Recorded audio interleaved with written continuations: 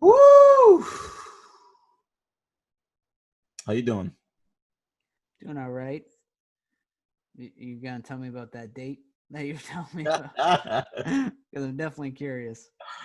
Yeah. So this was last November in a simpler time before quarantine, and I matched with this. This is literally. I think I downloaded Facebook Dating, and this was literally probably the first 2 days of downloading that app. I matched with this chick, and she was like hot. She was fine. She was definitely out of my league. But we matched, so I was like, whatever. Let me shoot my shot and see what happens. And Yeah. at first, dude, it was great because at first I had zero shot. It was obvious that I had zero shot because it was like she wasn't interested. But for whatever fucking reason, and sometimes I do this when it, like I know like if I match with like some chick that's out of my league, like I pull out all the stops. Like I was on fire. Like she wasn't interested at first, and I can tell, but I was just so like funny and like I like like anytime that like it seemed like not be like it would not go my way, I would say something that would be like I kind of subvert whatever was happening, and she was kind of fucking with that. So I actually, and I was also like right up front. I'd be like, I forgot what I'd say, but I was like, I would say like something, and I'd be like, um, but let me take you out, and we can like talk about, we can talk about it then, whatever. So I would always like be obvious with like how like we should just like go out, but I would make it like a joke at the same time while saying that. And I think after like the third time of like doing that, like trying that move, like she was like, all right, like I'm free tomorrow. So the next day we go well, I go see her, and she lives in East Boston. And I get to the address. I pull up right at like I think we were gonna meet at 8, so I pull up right at 8. I text her before that. I text her like an hour before that, letting her know that I'm on my way, just to make sure that she's ready. And obviously, we talked earlier that day. I text her an hour before I was ready to leave the house to let her know I'm on my way. Make sure she's ready at 8. I get there, and well, I text her again, like maybe 15 minutes, telling her I'm like pulling up. And then when I get there, I'm sitting in my car, like right outside her house. She leaves the house, and she's like with a dog.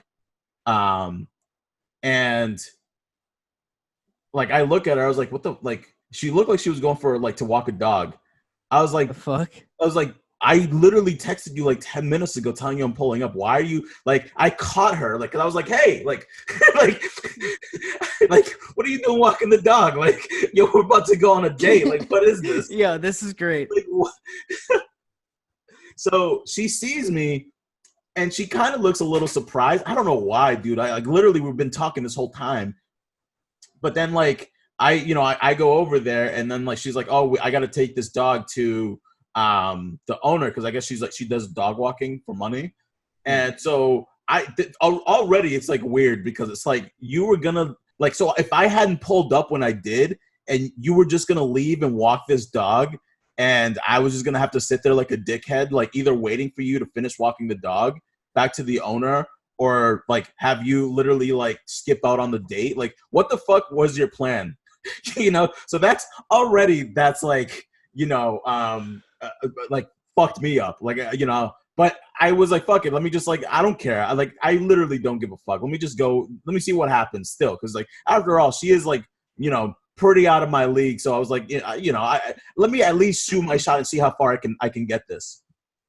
And I was in my bag that night too, like I was just in my bag. So we ended up walking to the owner's house. She dropped the dog off, and then she picked up another fucking dog. She picked up another dog. Picked up another That's so fucking dog. funny. And like I literally like Did she give you some of the money? Like, the thing is, like we had plans to go to like dinner. Like I was gonna take her to like actually it's funny, because the place I was gonna take her to, I would never take her to now, because the motherfuckers is like racist. They let racist people fucking hang there and fucking talk about racist shit. wow. Don't even have to say their name. Fuck them. But so I was gonna take it there. I was like I said, I was in my game. But anyway, this whole shit, I was like, what the fuck is happening? Like, are you literally walking dogs when we had this whole plan to go on a date. Like, what the fuck is happening right now? But anyway, I played it cool. I was like, whatever. I fucking love dogs. So I was like, I'm fine with this too. And so we walked that dog, and she, like, while we're walking the dog, she's like, we should just go to a bar like around here, like closer to here. And we can just like do that. And I was like, okay, cool. So we hopped in my car. She was not a great dog walker. Like, she was not like, I don't feel like she like really owned like a dog before, because it just like, just wasn't that good at like, I don't know, like dog walking, you know? And then so anyway, we get in my car, and the dog is literally like doing what it pleases in the car as I'm fucking driving. Like, I'm literally driving, I'm hitting up rotaries. We're in East Boston, like, you know, there's traffic, there's like shit going on. And she's like, literally, no, we had 2 dogs. No, I'm sorry. She didn't drop off. I'm remembering. She didn't drop off that second dog. She added another dog. So she already had a dog, and then she added another dog. So we had 2 dogs with us the whole time. And so when we were in the car, those 2 dogs were going fucking crazy as I'm driving, as I'm going through rotary, as I'm on the highway, as I'm dogs in your brand new car. In my fucking brand new car, dude, and the whole time we're like pretending to have this date while this is happening. So I'm literally driving a car. There's a dog on my lap, fucking licking my face. We're talking dating shit. Like, we're flirting, like talking dating shit. It's there was like 3 different things that like, I'm paying attention to her, I'm paying attention to the road, and this fucking dog's licking my face at the same time. That's fucking pressure. And you know what? I was charming throughout that whole shit. I did it. I pulled that shit out. I didn't crash the car. I was charming. I was flirty. She was laughing. She was having a good time. And the dogs were fucking having a good time too. It was like, I did it. So anyway, we went to, I think it was Aeronaut Brewery. And she has me, like, I'm literally like taking care of the dogs with her. And she has 2 dogs. She's like literally getting crossed up a bunch with these 2 dogs. So they keep like moving around. So she's like I said, she doesn't seem like she like is a great like dog walker, because like the dogs were crossing her up often. And she was just like, I was like kind of tripping on them. She was tripping on them. She tells me to hold one of the dogs. And I forgot how it happened, but essentially I think when she handed it to me, the leash to me, like, I wasn't even prepared to hold the fucking, whatever. So as I'm grabbing it, like, she lets it go, and I didn't catch the leash. So now the dog, like, immediately, like, once the leash foot to the ground, the dog fucking takes off running and runs into the fucking street. And she's screaming at, she's like, get it. And she's like fucking pissed at me all of a sudden. I'm like, what the fuck is going on? Like, this is literally like your fault. What are you doing? This is your job. They're like, what? Your job. Why did I sign up for this? So now I'm like fucking chasing after the dog in the street. Like, and literally there's a car that's backing up. And this dog is fucking small. The car is backing up, and the dog is running right behind the goddamn wheel. Like, this dog literally, it's like it was trying to kill itself. And so I grabbed the leash just in time. Homegirl is pissed because, like, like, I'm the irresponsible one. Like, I'm the irresponsible. How dare you? Oh my god, dude! At that point, I was like, okay, I'm like, this date sucks. Like, as hot as she was, like, this date's over. Like, I want to go home now. Yeah. But obviously I can't like just abort there and fucking go home. So we have like a beer. I got like a flight for both of us. We're having a good time. Like, she just has these like like, she's a cosplay girl. Like, that's her, like, that's not her job full time. I forgot. She does like I don't know, she moves tables around or some weird shit. But like, she does cosplay. That's her hobby. And like, credit to her, like, she can pull it off. She's like a model. She looks like a model. But she sounds like a complete dork. Like, she's like very nerdy hot girl who's like kind of socially like kind of just kind of a weirdo. And and she's kind of got crazy ass. So she would, like, the dog would do something cute and she would look at me like I don't, like, with these like, ha ha ha, like, just like, oh no. I was just like, yeah. So anyway, like, the vibes are like, I made it work because I can I feel like I'm good at making people comfortable. So like, even if somebody's not, like, I'm like, okay, this person's a little bit of a weirdo, I can rock with that, and I can make them feel comfortable. I can just be in their space. So we were still like having a good time. We were like chatting it up with some other people there. Like, they had their dogs, and that was that. And so on the way back, same shit. Like these two dogs running fucking around, going crazy, and we're we're having these deep conversations now. We're having like some like serious conversations. I forgot. She tells me she's a very contradictory person. She tells me that so she's a gamer, first of all. She loves gaming, but she also believes that like she like being off the grid is like the way to go, and that like she loves like she believes off the grid is the way to go, but she loves video gaming and technology. And like, so it was just like, it was like, what do you like? You can't have one without kind the of other. conflicting She's ideas. like, I'm so about this lifestyle, but like also like I want to like not have technology like run our lives. Like, well, I mean, it seems like you have to give up one to have those beliefs kind of like ring true to who you are. But anyway, so she's talking her bullshit. I'm listening. She tells me that she has a gig in the weekend, like some Comic-Con, not Comic-Con, but like one of those like, you know, nerd comic conventions. And like, you know, it sounds fun, whatever.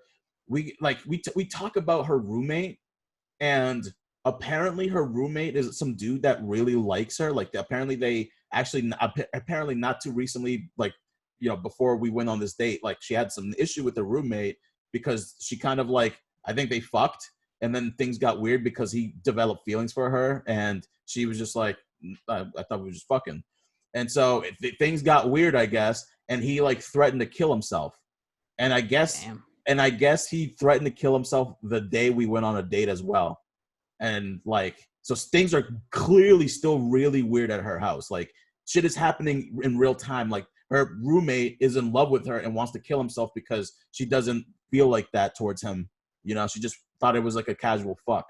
So we get to her place and she's like, hey, you want to come in? I mean, am I gonna have to fight somebody? Like, oh my god, dude! I was like, nah. I'm good. I'm going home. Like as hot as you are, I don't need this beef. I'm annoyed with like. I feel like you could just be annoying. Like this whole situation. Like I like literally, it was like crazy because like I was like there was like the underdog match. I did everything right. I did everything right. I was on from like the second we matched to going on a date to like all the obstacles she presented while being on that date. And then finally, once I drop her out, she's like, you want to come in? And I'm like, nah, I'm good. So all that was for fucking nothing. And it was me, the one that passed. So that was a huge fucking waste of time. But yeah, that's pretty much the story of that day. That's fucking great. That's great. So yeah, welcome to the Grindhouse Podcast. This is episode 32. I'm your host, Edwin Cabrera, and across the screen from me is my homie, Chris Martin. Yo, we're back again doing another episode. So this episode is a sidebars. We haven't done one of these in a while, so we figured we hit you with another one. And for this episode, we decided to have like a longer conversation regarding.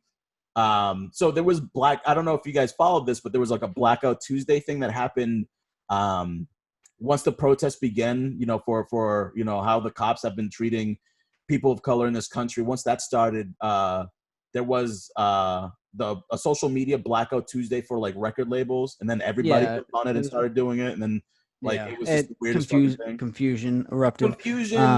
It blocked a lot of information from leaving. Yeah, it was, that day was like literally that was like a cock block for like good information that people needed to know coming, because everybody was just blacking out their screens, and all you did when you scrolled through Instagram was seeing a bunch of black, and I think that was powerful and that was fantastic, but also like there was a lot of information that was missed because for sure. And I think you know, a lot of people didn't understand what it was supposed to be. It was supposed to be for labels to pause on pushing music content and pushing Black Lives Matter content. So yeah, shit happens. So you know, hopefully, you know, that type of shit doesn't happen again. But yeah, it will, because people miss the mark all the time and people follow people. That's pretty much what happened. It's like a domino effect. Somebody had a really good idea and then other people wanted to be involved because they thought it Yeah. was cool, and then like it was definitely like a lot of people that I wouldn't like they weren't posting anything else about Black Lives Matter. It was they were just posting the squares. It's like you hit it fucking right on the head. Absolutely. There's a lot of people who posted that black bar that had said nothing before that, during that, and after that. That's all they did. Yeah. They didn't have to say a word. They just posted the black screen. Oh, now all of a sudden they're Black Lives Matter. Now you're cool. Yeah. So it was like those people were literally hindering what was happening because, it's not like they were making any strong political statement. They just rode a wave.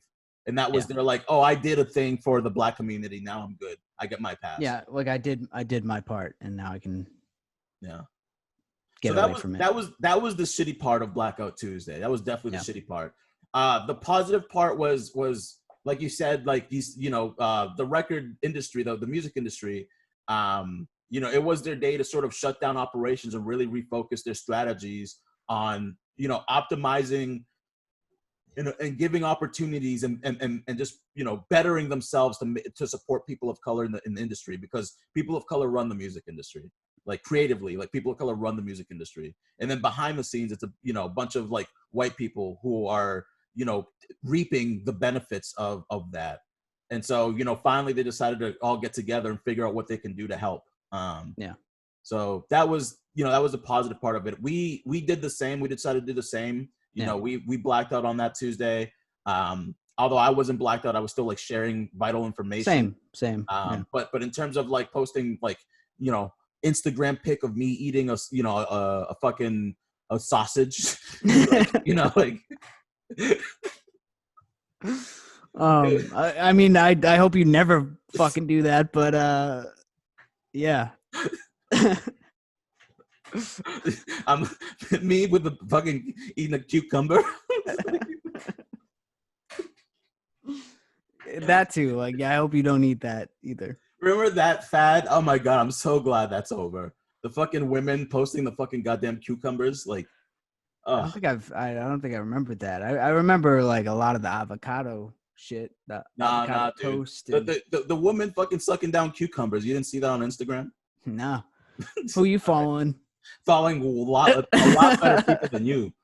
Apparently. More annoying people. Apparently. Oh man. But yeah, what was I saying? I completely lost track of what I was saying. That we were strategizing on our end, but you're still posting Black Lives Matter. Yeah. So today's podcast, we pretty much want to talk about, I don't know, some ideas that we've been talking about and having a conversation about to within the music industry, because not only are we a podcast, but we're a record label as well. And this year especially, we've been refocusing on being a record label on top of doing the podcast thing. And so this episode, we're pretty much just going to have that conversation again about things that we can do, on our level, which is like low independent, startup record label, and what we can do, just to be better, and also what we can do to help each other succeed in this industry. Yeah. And we also, we came up with one thing that we ended up doing. This was Edwin's idea. It was to spin records on Instagram Live. It was a little choppy at first, but we did it, and we raised $150 for what was it, the Bail Project, right? Yep, the Bail Project. Okay. Yep.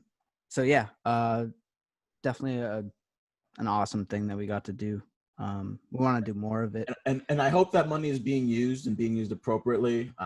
It's funny because soon after, not that soon, but like maybe like a week after, like there was this whole big thing on the internet where like a lot of these like bail fund initiatives were apparently like they raised like $4 million, but only like helped in the amount of like 200,000 in terms of bailing people out. So I really hope that money, the Bail Project, is using that money appropriately. Sometimes it takes. I also know a lot of that money was like, a lot of it was like PayPal was like freezing the money. And stuff.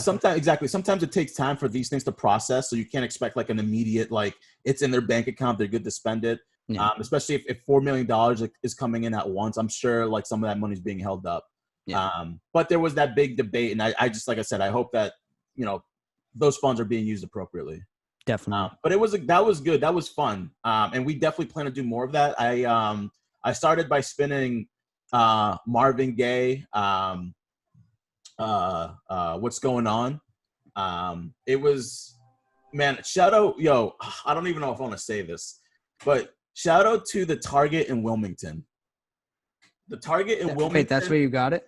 The Target in Wilmington has an amazing collection of vinyl. Amazing collection of vinyl. Somebody, whoever the general manager is at that store, is probably a huge what is it called? What are audiophiles called? I know cinephiles is movie like lovers. What is audiophiles? I forgot what the there's like lossless and wave. No. I mean like what do you call that? Like, you know, there's like, you know, cinephile, pedophile, audiophile. Oh, okay. Sorry, I'm thinking like formats. I don't know. I would just say I don't know. There's definitely a word, but I'm forgetting it. Anyway, whoever the general manager is, probably a huge music fan because I picked up the Fugees. I picked up Kendrick, Good Kid, Mad City. I picked up Marvin Gaye, What's Going On, and there was another copy left. I was like, I thought it was gonna be. I literally thought I had to call the store and reserve it because I was like, there's no way this is still on the shelves. Because I usually like to go through the record exchange if I'm buying my records, just because like, you know, they're local small business. They're local small business. They got a literally definitely more records than Target. They just got everything. So I figured they had it. They didn't have it. So my plan B, I just literally was gonna like find it online somewhere. But then Target had it, and so I scooped those 3 records up. Nice. And I think I played all 3 of them that night. What's Going On? I feel like so that was the record that I wanted to do. That was really the record that I wanted to do that fundraiser for, because I feel like that record speaks like that record is the soundtrack to what's currently going on, I would say. Yeah. If you haven't heard that record, Marvin Gaye, What's Going On, that's the record that really kind of highlights what's happening in this world and really kind of hits the tone perfectly. For how we're all feeling right now. So I highly recommend you guys going out and checking that record out. Obviously Marvin Gaye is legendary, but I mean, that was fun. Like 3 classic records. It's fucking dope. It's some fan interaction as well. Yeah. Me and Edwin were in the chat and chopping it up with people, and that was a good time. We're gonna do it again soon. I haven't, like, for me doing those type of things, it has to be like the right record. You know what I'm saying? Yeah. Like, it has to be curated perfectly for the. Yeah. So I haven't really thought of another good record that I really feel like hit on what like we're like this. Maybe the new Run the Jewels record. Yeah, but I'm talking. Sure. But sure, there's like. Yeah, but that's more current. Vinyl. I want like, I don't know. I'm really in like a. You want a throwback? You want? I really want a throwback. Yeah, like right. The Run the Jewels is crazy. We should talk. Run the Jewels record is nuts. They hit it. I love that record. Yeah. Oh yeah. And it obviously came out in the best time. I listen to that record every day. It's like, it's so good. And I don't skip a song. I just play through. Just play through. Look at all those white men posing on your daughters. So good. So good. But yeah, it's that was fun. I definitely want to do another one in the future. We'll keep you posted on that. In terms of strategies for the future, maybe we should talk about that. What we can do in the future. I've been thinking 2 things. I've been thinking about how we can level up with our company, but also how can that benefit people locally in Lynn? Because I say this all the time, and it doesn't just have to be Lynn. I say Lynn because that's where we live, but like, there's a lot of talent in this area that's it's very obvious. I keep saying it, but it's very obvious. And so not only like how do we grow, but how do we grow with the artists in this area? Everybody, we want to grow together. And I've had this conversation with a lot of the artists in this area, namely, we've had a lot of conversation with Names B about this. Names B, if you guys don't know, you guys will definitely know very soon. You will definitely get to know him very soon. So hint, nudge over there. But yes. Wink, wink. And I talked to Wes. Wes is another one. Wes is not only is his album Gifted Underachiever amazing, and you should definitely check that out. But the dude, just when you talk to him, he has a lot of really good ideas, and it's all based in all the right places. And so we had conversations also. But yeah, like in terms of our strategy as a record label, and how we can support the artists locally. It's very simple. We have to essentially work together.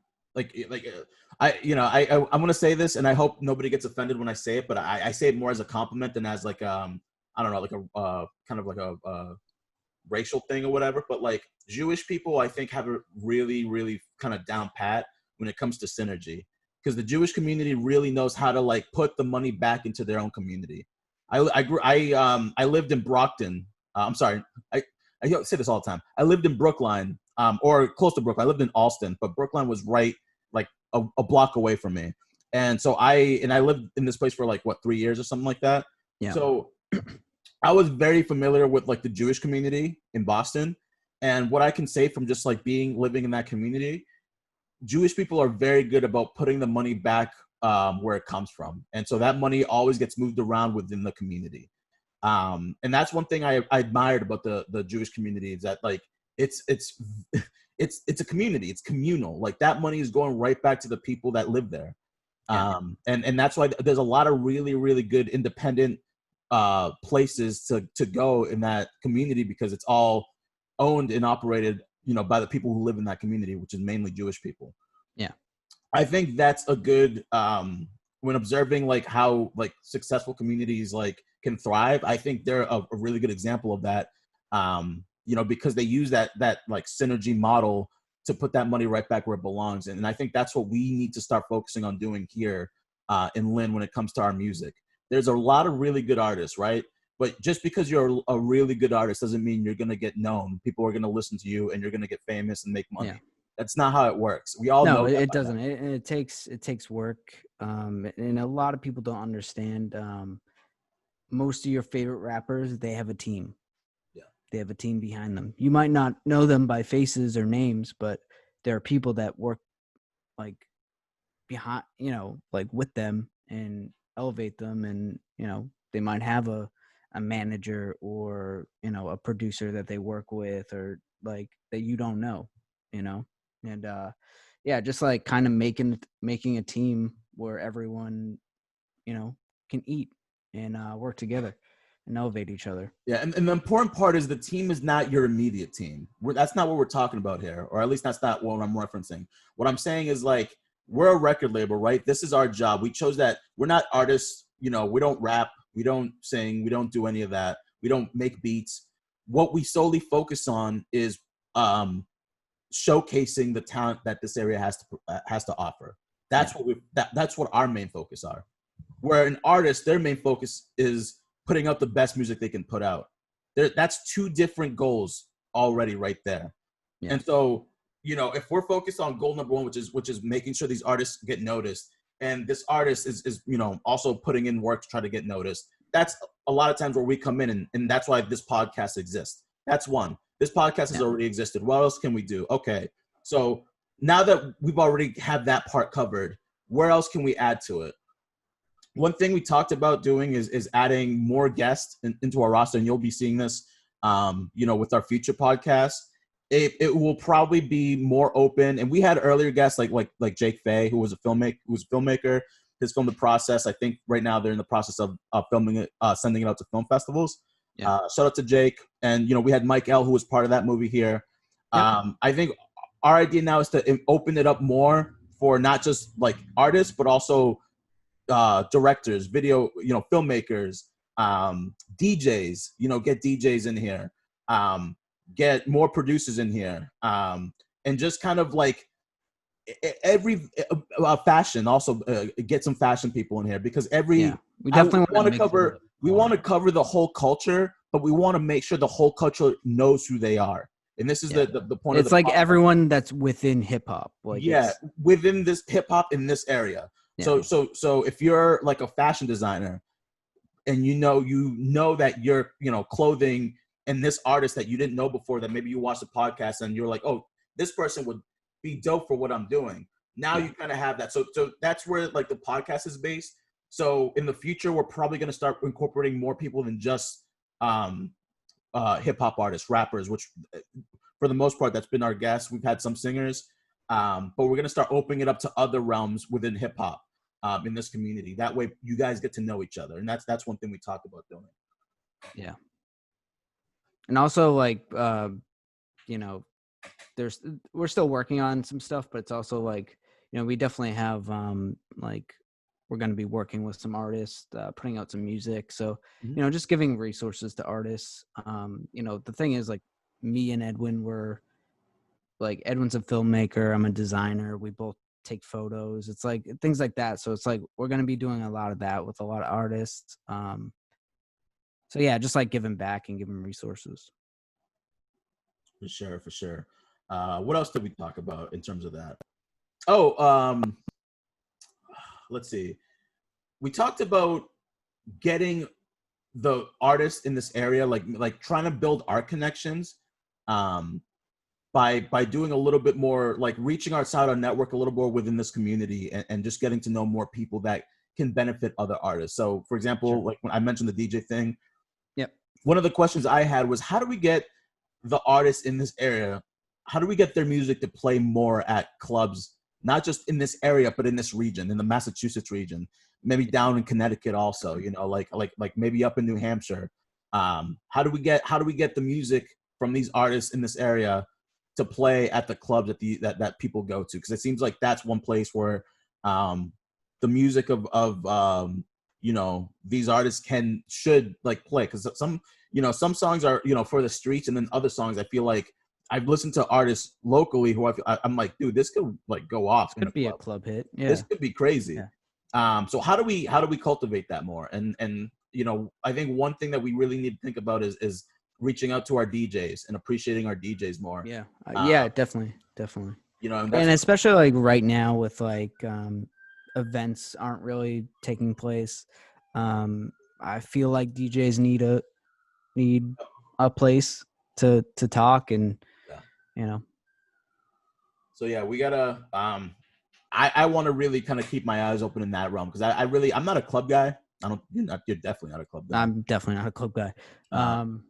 But yeah, I think that's one thing I feel like I don't know enough about, and I don't know enough people in that realm that I want to get familiar with, and just try to figure out how we can start incorporating the artists that we've come across who are absolutely talented and deserve the music to be played wherever. How do we get their music to hit the ears of the masses, you know, to appreciate them appropriately?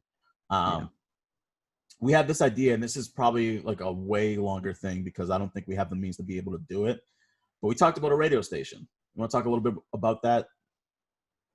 Yeah, we've talked about it. Obviously, you know, we're still kind of figuring things out, but we want to be able to like curate artists that we know on like a radio station, and just have it kind of playing. So I say that to say this: if you are in radio and you listen to this podcast, hit us up. Yeah, we want like a Grindhouse sponsored radio station. We looked into a radio station. It wasn't like, just the logistics of it wasn't working out. Yeah. But if you have a platform, let us know. Yeah. Because we're definitely get us a spot. Get us an hour. Yeah, we're definitely kind of shopping around. Yeah, an hour, 2 hours. Get us a little spot, and we'll return a favor by playing some, you know, some of these records that it's crazy, and more people should know about it. Yeah. So yeah, if you're out there and you have a little radio station gig that can hook us up in that way, that's what we're looking at trying to do right now. Maybe just like a couple hour block would be dope. So that was my shit back in the day. I used to listen to WERS. Oh yeah. And at 8 o'clock, more specifically, Sundays, right? Was it Thursdays? Thursdays. Thursdays at 8. WERS pop for, I think, from 8 till 12. And I like, that was my shit. That like E-Skills, I think, was the person who hosted it. Yo, he played amazing records, a lot of stuff that I had never heard before. I used to, and this is back in the days when people used to use tape, I used to always tape the show. So I really wish, I think I definitely threw it out, because I don't have it anymore. I've moved way too much since, so like that's it's probably long gone. But I used to tape all of them, and I that's how like my taste in hip hop developed. And it's still the same to this day. I really do think like, my taste was heavily influenced by WERS, who no longer plays hip hop, by the way, no longer play hip hop. So which is bullshit. Yeah, and then Stretch and Bobbito, remember them? New York, Columbia University. You've showed me. They were Stretch and Bobbito were and look them up on YouTube because their radio shows were crazy. Stretch was a DJ and Bobbito was just kind of like the late night like talk show host. And they would mostly they would mostly like play music, but then they would like break and he'd throw some shout outs, which I feel like we should start doing here. He'd throw some shout outs out and then like rappers would come on and they would freestyle. The thing was like the Stretch and Bobbito show, and again, this was a college radio show. This was not like a big, it wasn't like Power 106 or anything like that or Hot 97. This was a college radio station that I think came on at like midnight, and they were at the forefront of discovering literally the legendary artists who are still like big today. Biggie was on, Nas was on, Jay-Z was on, like all the New York rappers who were big in the 90s, which was pretty much every rapper in the 90s besides all the West Coast death row people. They had on the show before they blew up.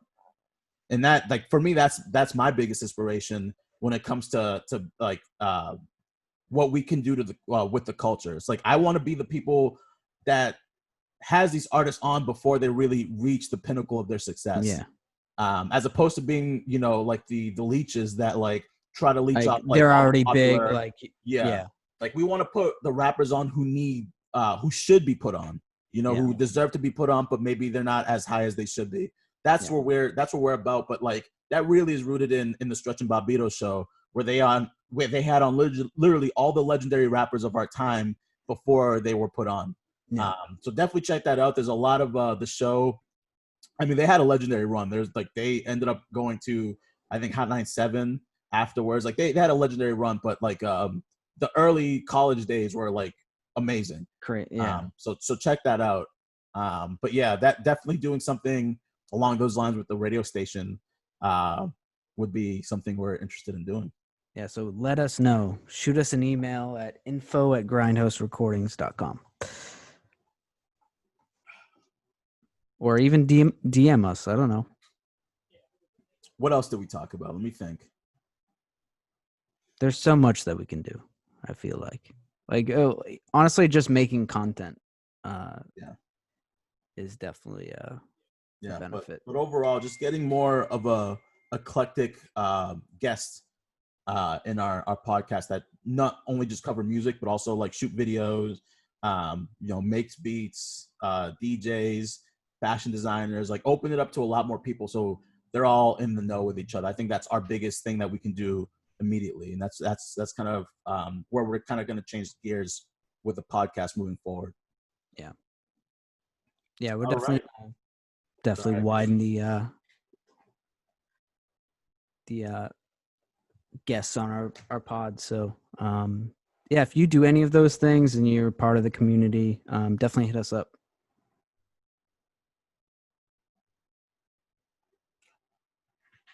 Is there anything left that we're missing? Did you have a list that you came up with? I think that was it. Cool. Again, I want to give a shout out to Wes. Check out his album, Gifted Underachiever. Really great album. Really great album. Check that dude out. Amazing. Literally all of our like favorite people are on the record with him. So yeah, it's if you do want to shout out on the podcast, hit us up. A comment on the YouTube channel.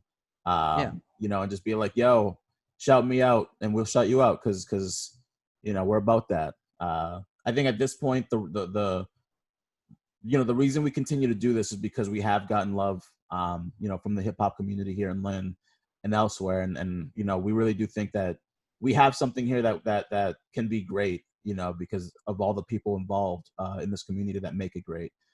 So thank you guys for listening. We're excited to keep doing this, and we're excited to have more guests on that can shed, light on what they're doing, Definitely. in their music, but also, what they can do to help the community thrive.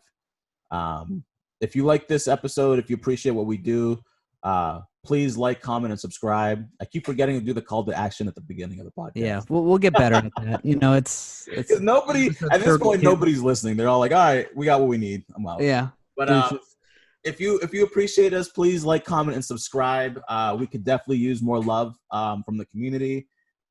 So if you're just a music fan and you want to know about artists in the area, but also maybe just not in the area, maybe you're not in the Boston area, but you are from California or Sri Lanka or whatever, and you're really interested in like good hip hop, from people who should be heard, connect with us. Like, comment, subscribe. Ask us for a shout out. Buy some merch.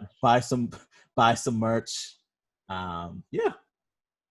Stream some releases that we put out. I don't know. Definitely stream some releases, and we'll, like I said, we got some announcements coming up. So yeah, new music coming soon. New music is coming soon.